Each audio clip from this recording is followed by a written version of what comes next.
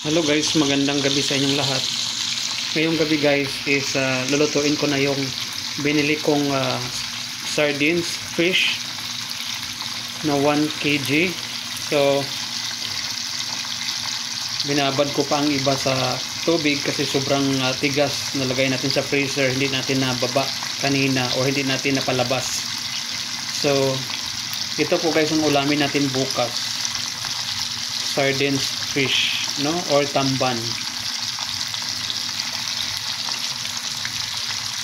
Hininaan ko lang ang apoy para medyo maganda ang pagkaluto, hindi siya masisira, kasi pag sobrang lakas ng apoy, pangit guys ang resulta. So ito po guys ang ating menu for tonight. So yan po ang ating ulamin, sardines fish bukas ng tanghali. So yan lang guys, at magandang buhay sa ating lahat. Have a nice day to one and all.